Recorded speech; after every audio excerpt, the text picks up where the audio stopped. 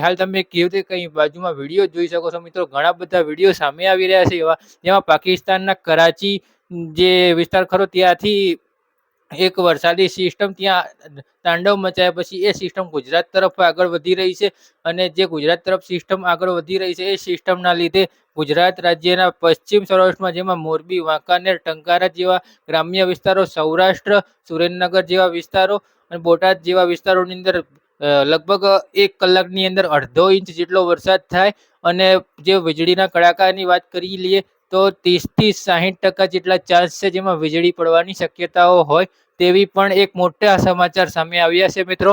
જેવી રીતે કે અત્યારે હાલ જે વિડીયો સામે આવી રહ્યા છે, અને આ જે વિડીયો સામે આવી રહ્યા છે તે પાકિસ્તાનના કરાચીના વિડીયો છે, અને કચ્છના રાપર જિલ્લાના પણ વિડીયો સામે આવી રહ્યા છે. જે વિડીયો હું તમને અહીંયા સ્ક્રીન ઉપર દર્શાવવા જઈ રહ્યો છું, જે પહેલેથી અહીંયા આગળ મેં દર્શાવી રહ્યો છે વિડીયો, તમે જોઈ શકો છો અહીંયા સ્ક્રીન ઉપર. તો આવી જ રીતે જે રીતે આપણે આગાહી હતી કે 18 થી 23 તારીખ સુધીમાં એક વરસાદી રાઉન્ડ આવશે, જેમાં રાજ્યમાં માવઠાના વરસાદ પડશે. તેવી જ રીતે ગાજવીજ સાથે તીવ્ર માવઠું પડી રહ્યું છે, અડધા ઇંચ સુધીના વરસાદો પડી રહ્યા છે.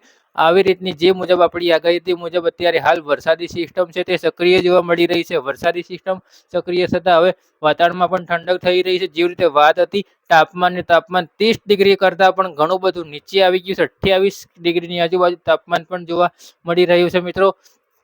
તો આવી રીતની વાત હતી આપણે. એટલે આ જે આગાહી હતી સંપૂર્ણપણે આગાહી જે 18 થી 23 તારીખની આગાહી હતી, જે સંપૂર્ણપણે સાચી પડી છે આગાહી તેવું કહી શકાય. અને હજી પણ આવનારા 1 કે 2 દિવસ સુધી આ જે સિસ્ટમ છે તે ગુજરાત તરફ આગળ વધશે.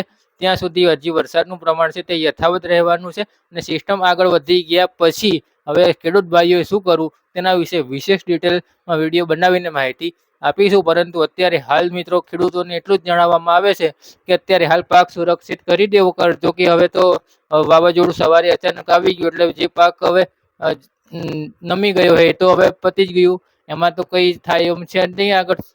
પણ જે બચી ગયો છે એ પાક તો હજી સુરક્ષિત થઈ જ શકે છે.